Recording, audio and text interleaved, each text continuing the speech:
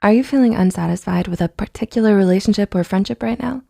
All of your relationships and friendships are complex and they take work and time to upkeep them. However, your emotional needs can become neglected in a relationship, whether it's a family member, a friend, or a romantic partner.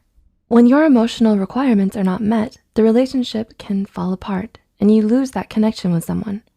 The first step to working on this is to recognize whether or not your emotional needs are being fulfilled. So with that said, here are 7 signs that your emotional needs are being neglected. Number 1, the other person only focuses on themselves. If someone in your life only thinks about themselves and doesn't consider you and your feelings, then you might be struggling with emotional neglect. Does this person listen to you when you talk to them? Do they share your accomplishments and celebrate with you? Are they there for you when you feel down or are struggling? If you feel like they routinely ignore you and your needs, but then beg you for your attention, then that is a problem. If their life and their needs are the center of attention, then they're someone who focuses on themselves over most everyone else. It seems like they're the center of their own world and you can feel like a simple sideshow. Please know that no one has any right to make you feel this way. You are important and valid too. Who you are, what you feel, and what you have to say are all worth talking about. Number 2, the relationship lacks affection. Does your relationship with this person lack a certain amount of affection? Do they invite you into a comforting gesture like a long hug from a family member or holding your hand as their partner? If this person feels cold and distant and they're literally giving you the cold shoulder, this could be a sign of emotional neglect. Comforting gestures and physical affection are what helps bond you to someone. It's a physical way to connect with someone, and if that part is missing in your relationship with this person, then your relationship with them can suffer. Number 3, the relationship lacks communication. Does this person shut you down when you try to talk to them? Do they give you the silent treatment? They might shut you down, ignore you, or even leave the room when you try to discuss any issues with them. Or conversations can feel really one-sided and spaced out. Talks with them can feel few and far between, and they don't really work towards resolution if there is a problem between the two of you. When they're angry with you, they don't express themselves or tell you why they're upset with you. This person could rather just give you the silent treatment and let you suffer in that silence, wondering exactly what it is that's upset them. This behavior is toxic and manipulative and does lend itself to emotional neglect. After all, how can you connect with and be fulfilled by someone who rarely reciprocates? Number 4, you feel resentment towards them.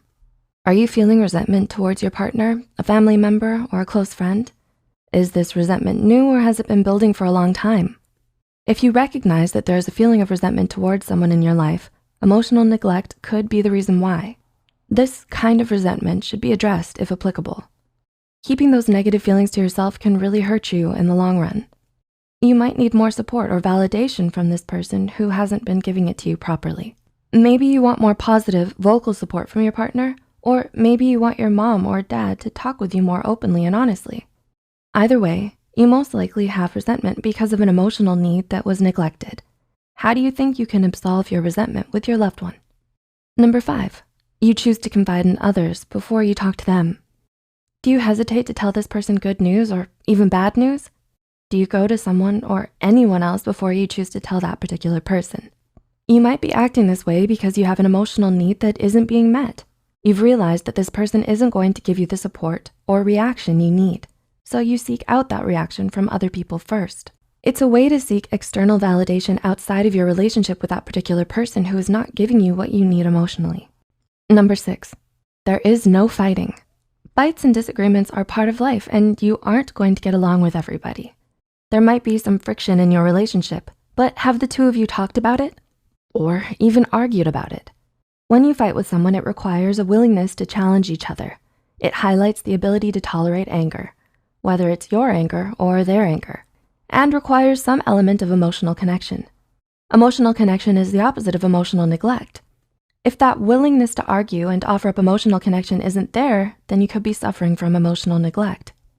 You might be feeling really hurt over how your emotional needs aren't being met. You might need to talk about hidden issues or get angry and upset with this person. And that's okay. You and your feelings are still valid even if you're upset. Getting it off your chest is better than keeping all that resentment locked inside.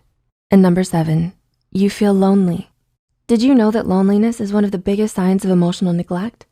There's no worse feeling than the kind of loneliness that is experienced when you're in a relationship with someone, be that a family member, close friend, or romantic partner. You can be sitting right next to them and still feel so alone, and that is a terrible thing.